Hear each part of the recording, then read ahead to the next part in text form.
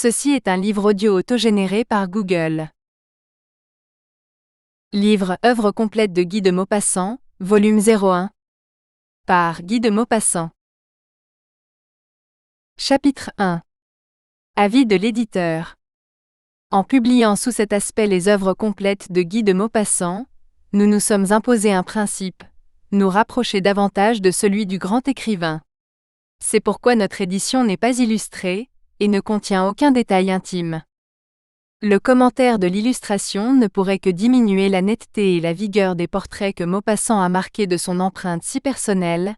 L'image ne rendra jamais le coloris harmonieux et vrai des scènes si brèves et si grandes, qu'il a décrites dans un style sonore et simple. Il est des textes qu'on n'illustre que par la beauté typographique, quand le burin ne peut atteindre la richesse du verbe. Mais soucieux du respect que nous devons à sa vie privée, l'œuvre de Maupassant, sa vie littéraire appartiennent cependant au public, et M. Paul Neveu en développe l'analyse et en trace l'histoire dans les pages remarquables qui ouvrent ce premier volume. De plus, à l'aide de documents autographes qui nous ont été confiés par la famille et par les plus intimes amis de l'écrivain, nous donnons par des notes toute l'intimité de son œuvre. Parmi une correspondance volumineuse, nous avons trouvé quelques lettres qui nous paraissent être à un tel point la peinture de son caractère et l'explication de sa pensée, que nous les publions, après en avoir supprimé les passages relatifs à sa vie intime. Nous n'avons pas cru devoir mêler à cette correspondance les quelques lettres que Guy de Maupassant adressa à Marie Bashkirtseff. Elles ont un caractère de badinage qui, en se rapprochant de la mystification, les éloigne trop sensiblement de l'œuvre littéraire que nous présentons. Les lettres de Madame Laure de Maupassant à Gustave Flaubert précéderont les vers de son fils. Elles intéressent trop les débuts du jeune Guy, qui commençait alors à versifier, il y est trop question de Louis Boulbet, elles sont dictées par un esprit trop élevé, et par un cœur de mère trop inquiet, pour les séparer du premier volume que publia l'écrivain des vers. C'est ainsi que les nombreux admirateurs de Guy de Maupassant le connaîtront dès l'enfance, le verront grandir avec ses aspirations, apprendront sa pensée, sa manière, son opinion personnelle sur tel ou tel de ses romans et nouvelles, et seront initiés à son procédé de travail. Toute la partie inédite comprise dans la présente édition a donné lieu à un examen aussi attentif que consciencieux. Nous avons joint à une œuvre d'une tenue incomparable dans notre littérature, des nouvelles inédites d'une valeur telle, que certainement l'auteur les aurait publiées, si la mort ne l'avait soudainement frappé. Après les avoir lus et relus, nous avons abandonné les nombreux articles que Guy de Maupassant a écrits au jour le jour dans certains journaux sur des sujets d'actualité, les préfaces de livres et biographies diverses.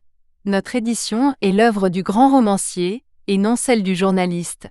Nous lui avons gardé le caractère d'homogénéité et de force qu'il lui avait donné. C'est aussi pour ne pas troubler cette harmonie que nous avons hésité à publier les écrits, vers et prose, de sa toute jeunesse, qui n'offre d'intérêt qu'en faveur d'une étude critique. Autant qu'il nous a été possible de nous procurer les manuscrits, nous avons indiqué les divergences de textes existant entre eux, et les éditions originales. Nous avons cru bonne aussi d'initier les lecteurs de notre édition, à l'accueil que réservait la presse d'alors aux livres de Maupassant et aux jugements dont ils étaient l'objet. Dans ce but, nous publions, à la fin de chaque volume, quelques citations d'articles de journaux et revues de l'époque. Grâce au concours dévoué de la famille de Guy de Maupassant, représentée aujourd'hui par ses neveux et nièces, Monsieur et Madame Jean Ossola, ainsi que de tous ses amis et amis d'autrefois, nous avons eu à notre disposition la plus autorisée des documentations. Ayant fait de notre mieux, nous tenons ici même à remercier de tout cœur ces personnes qui ont apporté avec tant d'empressement leur part de collaboration en faveur de la publication d'une œuvre qui honore si grandement les lettres françaises. L.C. Chapitre 2. Biographie. Henri-René Albert Guy de Maupassant naquit le 5 août 1850 au château de Miroménil, à 8 km de Dieppe. Il était lorrain par son père et normand par sa mère, mais la famille de Maupassant était établie depuis le milieu du XVIIIe siècle en Normandie. C'est là que Guy de Maupassant fut élevé, c'est là qu'il vécut toute son enfance et sa première jeunesse, d'abord à Étretat et à Fécamp, sur la côte, puis à l'intérieur du pays, au séminaire d'Yvetot et au lycée de Rouen d'où il sort bachelier.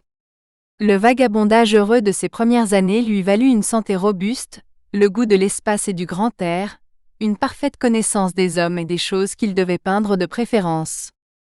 Il avait 20 ans, lorsque la guerre éclata. Il s'engagea et fit campagne. Là encore, il fut mêlé de très près aux événements qu'il mit plus tard en scène. Puis il part pour Paris, et entre comme employé au ministère de la Marine, d'où il passera plus tard au ministère de l'Instruction publique. De ce monde de fonctionnaires, on trouve également dans son œuvre des souvenirs nombreux. Cette période de 10 ans, 1870 à 1880, est la période de préparation de l'écrivain. Il partage ses loisirs entre le canotage sur la Seine et ses premiers essais littéraires, théâtre, vers, nouvelles.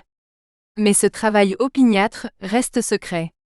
Pendant ces 10 ans, Maupassant n'a guère publié que 2 ou 3 courts récits et quelques pièces de vers. Flaubert presque seul est dans la confidence. Il assiste avec orgueil à l'éclosion de ce jeune talent, l'aidant de ses conseils et de ses encouragements avec une patience inlassable. Flaubert avait été étroitement lié dans sa jeunesse avec Alfred Le Poitevin, frère de Madame de Maupassant. Il reporta sur le neveu un peu de la tendresse qu'il avait eue pour l'oncle. Son influence fut décisive. Maupassant, avec ses qualités propres, demeure dans l'histoire littéraire le descendant direct de Flaubert. Son premier volume des vers, publié sous le patronage de Flaubert, et surtout Boule de Suif qui parut la même année, 1880, dans les soirées de Médan, marque la fin de l'apprentissage. Maupassant est maître désormais de son art. Le succès extrêmement vif de Boule de Suif lui permit de s'y consacrer tout entier, en lui ouvrant la porte de différents journaux, le Gaulois d'abord, bientôt le Gil Blas, où durant plusieurs années, presque chaque semaine, Maupassant sera représenté par une chronique ou une nouvelle. Ces nouvelles, réunies en volumes, se succèdent avec une surprenante rapidité. En voici la liste. 1881, La Maison Tellier. 1882, Mademoiselle Fifi. 1883, Comte de la Bécasse. 1884, Clair de Lune, Miss Harriet, Les Sœurs Rondoli. 1885, Toine Yvette, Conte du jour et de la nuit. 1886, Monsieur Parent, La Petite Roque. 1887, Le Horla. 1888, Le Rosier de Madame Husson. 1889, La Main Gauche. 1890, L'inutile beauté. En 1883, Maupassant publie son premier roman, Une vie. Il fut suivi de 5 autres. Bel Ami qui parut en 1885, Mont-Oriol en 1887, Pierre et Jean en 1888, Fort comme la mort en 1889 et enfin Notre cœur en 1890. On peut dire que la vie de Maupassant se confond avec l'histoire de son œuvre. Il vit tantôt à Paris, tantôt à Étretat, où il s'était fait construire une maison, la Guilette. Mais de bonne heure déjà, il avait eu la passion des voyages. Libre de s'abandonner à ses goûts, il s'égare en de longues croisières à bord de son yacht Bel Ami. Il pousse à plusieurs reprises jusqu'en Algérie, on le trouve tour à tour en Corse et en Sicile. Il aime à faire de longues escales dans les différents ports de la Côte d'Azur. C'est à ces voyages que nous devons Au soleil, 1884, Sur l'eau, 1888, et La vie errante, 1890. Cependant la santé de Maupassant, de bonne heure ébranlée, déclinait rapidement. Les soins des médecins, les cures de bain et de repos restent inutiles. Il semble s'acharner à produire en prévoyance de sa fin prochaine. Et il meurt de paralysie générale en pleine célébrité, le 6 juillet 1893, dans la maison du docteur Blanche à Passy, ayant publié en 10 ans 1 volume de vers, 16 volumes de nouvelles, 6 volumes de romans, 3 volumes de voyages, 1 volume de théâtre, au total 27 volumes, sans compter de très nombreuses chroniques dans divers journaux et 3 volumes de nouvelles posthumes, Les Dimanches d'un bourgeois de Paris, Le Père Milon et Le Colporteur. Il ne s'était pas marié. Il avait eu un frère, Hervé, de 6 ans plus jeune que lui, mort en 1889. Hervé laissa une fille, aujourd'hui Madame Jean Ossola, seule héritière de l'écrivain. Chapitre 3. Études. Guy de Maupassant. Je suis entré dans la vie littéraire comme un météore, et j'en sortirai comme un coup de foudre. Ces paroles de Maupassant à José Maria de Heredia, lors d'une suprême rencontre, résument non sans exactitude en dépit de leur solennité morbide, la brève carrière où pendant 10 années, l'écrivain tour à tour intrépide et douloureux, produit avec une magistrale fertilité, vers, nouvelles, romans et voyages, pour s'abîmer prématurément dans la folie et la mort. Les étapes brèves et le rayonnement triomphal de cette vie hâtive, j'en veux tenter l'étude. Comment une génération, la sienne, envisagea et comprit Maupassant, comment elle expliqua sa maîtrise et pourquoi elle l'admira, c'est ce que j'essaierai de dire, avec la modestie d'un obscur assistant. Au manque d'originalité inévitable dans l'entreprise où je me hasarde, après tant de critiques et non des moindres, j'essaierai de suppléer par des citations puisées dans des documents et des lettres inédites, trop heureux si, aidé par le grand écrivain lui-même, je puis apporter à mon tour un jugement équitable et probe. Au mois d'avril 1880, paraissait dans Le Gaulois un article annonçant la publication des Soirées de Médan. Il était signé d'un nom encore inconnu, Guy de Maupassant. Après un juvénile anathème lancé sur le romantisme et une agression passionnée contre la littérature langoureuse, l'auteur exaltait l'étude de la vie, disait la genèse de l'œuvre nouvelle. Elle était pittoresque et séduisante. Dans la paix nocturne d'une île de la Seine, sous les peupliers remplaçant les cyprès napolitains chers aux amis de Boccace, dans la rumeur continue de la vallée, et non plus à la voix du gave pyrénéen accompagnant en sourdine les récits des gentilshommes de Marguerite, le patron et les disciples s'étaient tour à tour narré quelques saisissants ou pitoyables épisodes de la guerre. Et la publication en commun de ces récits, dans un volume où le maître coudoyait ses élèves, prenait les allures d'un manifeste, le ton d'un défi ou d'un acte de foi. En réalité, les choses s'étaient passées plus simplement et l'on s'était borné, sous les arbres de Médan, à décider du titre commun. Zola avait donné le manuscrit de l'Attaque du Moulin, et c'est chez Maupassant, rue Clausel, que les 5 jeunes gens se communiquèrent leurs œuvres. Chacun lut sa nouvelle, Maupassant le dernier. Quand il eut terminé Boule de Suif d'un élan spontané, avec une émotion dont ils gardèrent la mémoire, enthousiasmés par cette révélation, tous se levèrent et sans phrase, ils saluèrent un maître. Il se chargea d'écrire l'article du Gaulois, et d'accord avec ses amis, il le rédigea dans les termes que l'on sait, brodant et enjolivant, cédant sans violence à un goût naturel pour une mystification qu'innocentait sa jeunesse. L'essentiel, disait-il, est de faire démarrer la critique. Elle démarra. Le lendemain, Wolf au Figaro polémiquait, entraînait ses confrères. Le succès du volume fut éclatant grâce à Boule de Suif. En dépit de la nouveauté, de la probité de l'effort de tous, on se tut sur les autres nouvelles. Reléguées au second plan, elles passèrent indifférentes. Dès sa première bataille, Maupassant dominait la littérature. Du coup, toute la presse s'empara de lui et l'on dit ce qui convenait sur une célébrité naissante. Biographes et reporters s'enquirent de sa vie. Comme elle était fort simple, toute droite, ils inventèrent. Et c'est ainsi qu'aujourd'hui Maupassant nous apparaît comme ces héros antiques, dont les origines et la mort s'obscurcissent de légendes. J'insisterai peu sur la jeunesse de Guy de Maupassant. Ses proches, ses vieux amis, lui-même çà et là dans son œuvre, nous ont fourni sur les années qui précèdent ses débuts dans les lettres assez de révélations précieuses et d'émouvants souvenirs. En colligeant avec intelligence tous les textes, les condensant, les rapprochant, son pieux biographe, M. Édouard Ménial, a su écrire sur cette époque lointaine des pages définitives. Je rappellerai simplement qu'il est né le 5 août 1850, près de Dieppe, au château de Miroménil qu'il décrira dans une vie. C'était une lourde et majestueuse demeure de la Régence, avec une corniche parée de pots à feu et de balustres. De ses hautes et minces fenêtres, par-delà une prairie qu'attiédissait une double allée d'arbres, on voyait moutonner au loin la mer septentrionale. Normand, Maupassant l'était comme Flaubert par sa mère et par le lieu de sa naissance. Il appartenait à cette race curieuse et aventurière, dont il se plaisait à évoquer les courses héroïques, les longues erreurs sur les nefs vagabondes. Et de même que l'auteur de l'éducation sentimentale semble avoir hérité par la lignée paternelle, du réalisme narquois de la Champagne, de même Maupassant paraît tenir de ses ancêtres lorrains l'indestructible discipline et la froide lucidité. Ce fut à Étretat que s'écoula son enfance, sa belle enfance, que s'éveilla son instinct dans l'éclosion de son âme de préhistorique. Des années passèrent d'une félicité physique extasiée, enivrement des galopades furieuses à travers les champs d'Ajon, attrait des voyages de découverte par les cavées et les valeuses, expansion des jeux sous les sombres hétraits, passion de suivre en mer les pêcheurs et par les nuits sans lune, de rêver sur leur barque à de chimériques navigations. Madame de Maupassant, qui avait guidé les premières lectures de son fils, et contemplé avec lui les grands spectacles de la nature, retarda le plus possible l'heure de la séparation. Il fallut bien un jour pourtant, conduire l'enfant au petit séminaire d'Yvetot. Plus tard, élève du lycée de Rouen, il eut pour correspondant Louis Bouilhet. C'est chez lui, durant ces dimanches d'hiver où la pluie normande noyait les clochers et cinglait les vitres, que l'écolier apprit à rimer. Les vacances ramenaient le rhétoricien, en pays cauchois.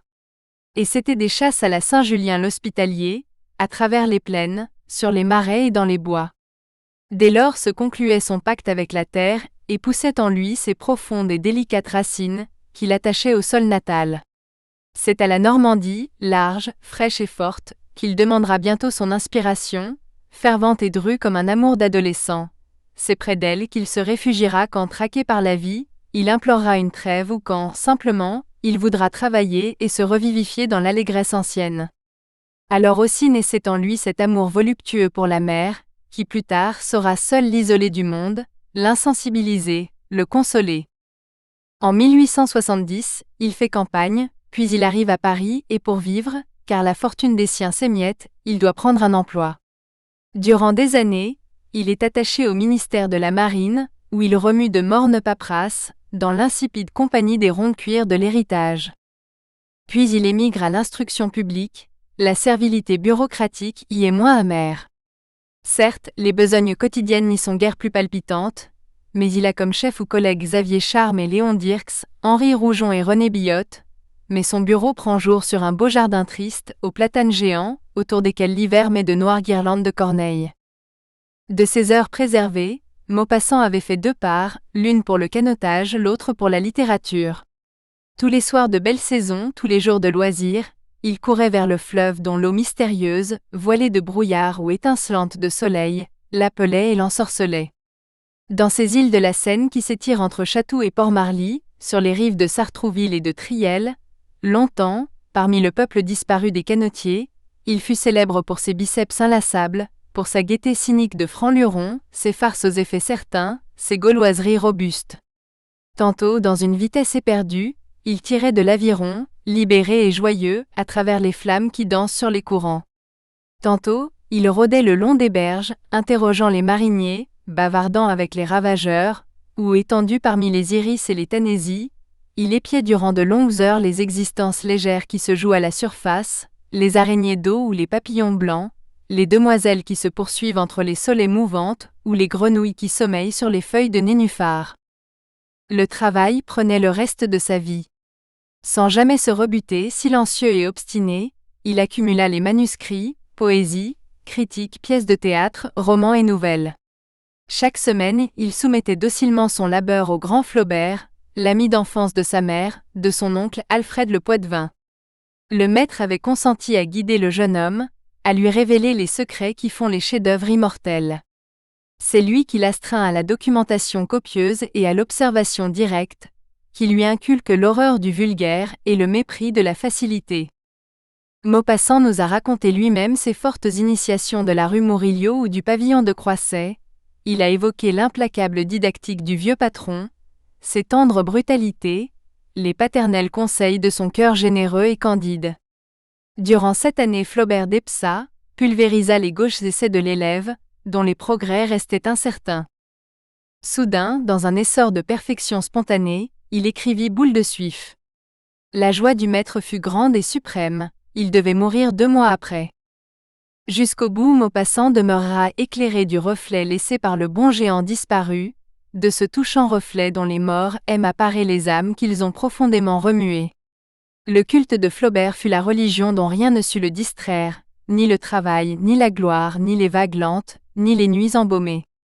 À la phrase douloureuse et grave qui clôt la préface des dernières chansons, il obéira pieusement, la mémoire de l'ancêtre sera son réconfort, cet oratoire domestique où murmurer ses chagrins et détendre son cœur.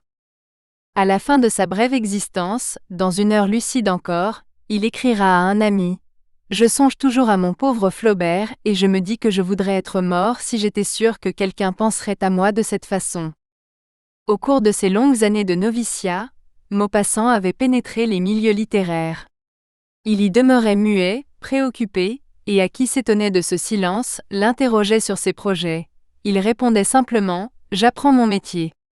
Pourtant, sous le pseudonyme de Guy de Valmont, il donnait déjà quelques articles aux journaux et plus tard, avec l'assentiment et sur la recommandation de Flaubert, il publiait dans La République des lettres des poèmes signés de son nom. Il devait les réunir en volume, quelques semaines après l'impression des Soirées de Médan. Ces vers débordants de sensualisme, où l'hymne à la terre se pâme dans des transports de possession physique, où l'impatience d'amour clame mélancolique et forte comme ces appels d'animaux dans les nuits printanières, sont surtout attachants pour ce qu'ils nous révèlent l'être d'instinct, le faune échappé des forêts natales que fut en sa jeunesse Maupassant. Mais il n'ajoute rien à sa gloire, vers de prosateur a pu dire Jules Lemaître. Assouplir l'expression de la pensée selon des lois plus strictes et l'étrécir en quelque sorte, tel fut le but. À l'exemple de l'un de ses camarades de Médan, s'entraînant avec bonheur à la précision du style et à l'équilibre de la phrase, par l'impérieuse norme de la ballade, du pantoum ou du chant royal, Maupassant lui aussi voulut se soumettre au régime du rythme. Jamais d'ailleurs il n'aima ce recueil qu'il se repentait souvent d'avoir publié, ses démêlés avec la prosodie lui avaient laissé la monotone lassitude que le cavalier et l'escrimeur gardent des reprises de manège et des séances de plastron. Telle est, à très grands traits résumés, l'histoire de la vocation de Maupassant. Au lendemain de Boule de Suif, rapidement, sa réputation grandit. La qualité de son conte était hors de pair, mais aussi, il faut bien le dire, certains avaient le polémique besoin d'opposer une jeune renommée à la triomphante brutalité de Zola. Dès lors, Maupassant, sollicité par toute la presse, se met à la besogne et donne nouvelle sur nouvelle. Son talent dégagé de tout système, sa personnalité libre de toute influence, ne sont pas discutés un instant. Bientôt il est intronisé comme le successeur de Flaubert. D'un pas pressé, exact et désinvolte, il s'avance dans la gloire, une gloire dont il n'a pas lui-même conscience, mais qui est si universelle que, vivant, aucun auteur contemporain n'en connut de pareil. Le météore irradie et d'article en article, de volume en volume, son rayonnement se prolonge et s'illimite. Le voilà célèbre et riche. Tous le lisent, bourgeois et militaires, commerçants et mondains, hommes de loi et de finance, chacun espère qu'un jour ou l'autre il dira dans quelques livres joyeux ou tristes, le foyer ou la caserne, le magasin ou le salon, le prétoire ou la coulisse. On l'aime d'autant plus qu'on le croit heureux et fort.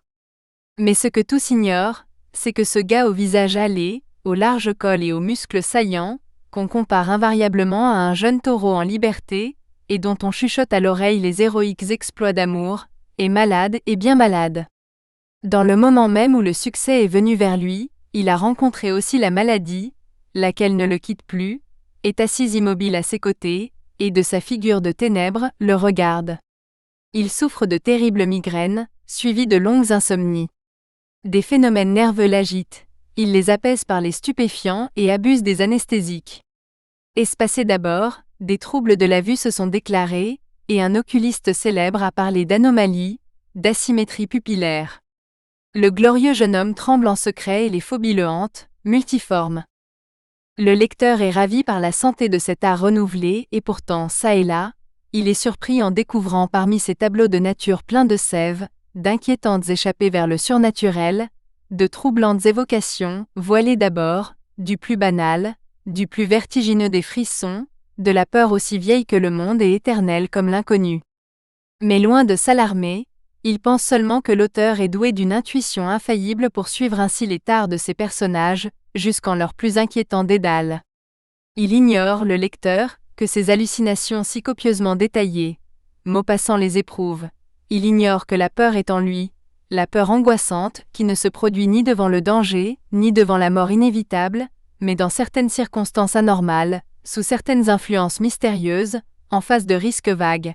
La peur de cette horrible sensation de la terreur incompréhensible. Comment expliquer ces misères physiques et cette détresse morbide que pendant longtemps, seuls connurent les intimes? Hélas, l'explication n'est que trop simple, toute sa vie, conscient ou inconscient, Maupassant lutta contre le mal, obscur encore, mais qui est déjà son hôte. Qui voyait Maupassant pour la première fois, à l'époque des contes de la Bécasse et de Bellamy, était quelque peu dérouté. C'était un solide garçon de taille un peu courte mais bien prise, avec un front plein sous des cheveux châtains, un nez droit sur une moustache militaire, un menton large, une encolure puissante. L'aspect était résolu et fort, un peu rude et sans ces nuances qui déterminent la qualité d'esprit et la condition sociale. Les mains pourtant étaient fines et déliées, et les yeux cernés de belles ombres. Il accueillait le visiteur avec les souples façons d'un chef de bureau courtois, qui, sachant son devoir, entend les solliciteurs, et s'est résigné aux requêtes prolixes. Beaucoup de politesse, mais aucune expansion. Avec un sourire effacé, il vous laissait parler, et son calme vous déroutait. Le regard semblait peu soucieux de dévisager ou de scruter, et pourtant on se sentait surveillé. Ça et là, il laissait tomber une phrase simple, comme choisie parmi les moins significatives et les plus vagues. Et quel que fût son effort pour la dissimuler, sa placide indifférence s'étalait. Ce qu'on lui avait dit, ce qu'il avait répondu, il s'en moquait évidemment, comme de son interlocuteur, comme de lui-même. Il était resté sur le qui-vive, et cela lui suffisait. Jamais il n'attaquait. Décidé à rompre, il ne livrait pas de fer, gardait la pointe basse, mais eût détaché sans doute au besoin quelques coups d'arrêt bien amenés. Comme il était réfrigérant, ce premier contact, pour les jeunes enthousiastes qui avaient écouté Zola développant en formules lyriques d'audacieux systèmes, ou qui s'étaient enivrés de la parole caressante de Daudet, semant avec prodigalité les images vibrantes, les traits pittoresques et les raccourcis lumineux. Les propos de Maupassant, aussi bien en tête-à-tête que dans une conversation générale, c'étaient à l'ordinaire des banalités courantes et des lieux communs fort usés. Convaincu de la superfluité des paroles, les confondait-il toutes dans un même néant, prisant la pensée noblement exprimée à l'égal de la boutade grossière. On pouvait le croire à le voir opposer un pareil détachement au caquet des plus authentiques médiocrités, comme au discours des plus fiers esprits d'alors. Pas un aveu, pas une confidence qui éclairât sa vie ou son labeur, parcimonieux de ce qu'il observait, jamais il ne contait une anecdote typique ou ne livrait une remarque avisée. L'éloge même le laissait froid, et s'il s'animait par hasard, c'était pour raconter des farces solides, des blagues d'atelier, comme s'il se fût abandonné au plaisir fallacieux de surprendre et de mystifier. D'ailleurs, il semblait considérer l'art comme un passe-temps, la littérature comme une occupation au moins inutile. Il réduisait volontiers l'amour au jeu d'une fonction, et suspectait les mobiles des actes les plus méritoires. Tout ceci, a-t-on dit, était le fond naturel de sa propre psychologie. Je n'en crois rien. Qu'il ait tenu l'humanité en médiocre estime, qu'il se soit méfié de son désintéressement, qu'il ait contesté la qualité de sa vertu, cela est possible, certain même. Mais qu'il n'ait pas personnellement surpassé ses héros, je me refuse à l'admettre. Et si je vois dans cette attitude comme dans ce langage, une manifestation du pessimisme invétéré de Maupassant, j'y vois aussi et surtout une défense de ses pensées secrètes, contre la curiosité du vulgaire. Peut-être a-t-il dépassé le but. À force de l'entendre nier la morale, l'art et la littérature, à force de le voir préoccupé de canotage, à force d'écouter de sa bouche le récit de bonne fortune qu'il n'a pas toujours cherché dans une classe très élevée, beaucoup ont fini par voir en lui un de ces terribles Normands qui, au long de ses romans ou de ses nouvelles, ripaille et fornique avec une si magistrale aisance et une si tranquille amoralité. Normand, il l'était sans doute et divers traits de son caractère, au dire des gens qui l'ont connu, montrent que l'atavisme n'est pas toujours un vain mot. D'instinct il était patient, méfiant, fermé et craignait d'être dupe. Il ne paraît pas avoir méprisé l'argent, et telle de ses lettres publiées après sa mort, non sans indiscrétion, le montre soucieux de ses intérêts, voire quelque peu processif. Alors que son maître travaillait pour l'art et suivant l'expression populaire, pour la gloire, dans un parfait mépris de tout profit matériel, Maupassant, sans rien abandonner d'ailleurs de son indépendance, considère que son métier doit lui rapporter. Il produit beaucoup et il encaisse. Il n'a pas de fortune et, au début surtout, comme c'est qu'au choix, il a peur de manquer.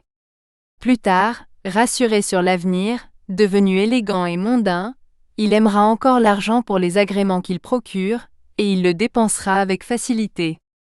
Il le recherchera enfin pour des raisons plus hautes, il aime les siens, Et pour faire à sa mère une vieillesse exempte de soucis, pour assurer l'avenir de son frère, puis de sa nièce, il saura avec une pieuse délicatesse consentir tous les sacrifices. Nous espérons que vous avez apprécié cet aperçu. Pour continuer à écouter ce livre audio sur Google Play Livres, utilisez le lien dans la description de la vidéo.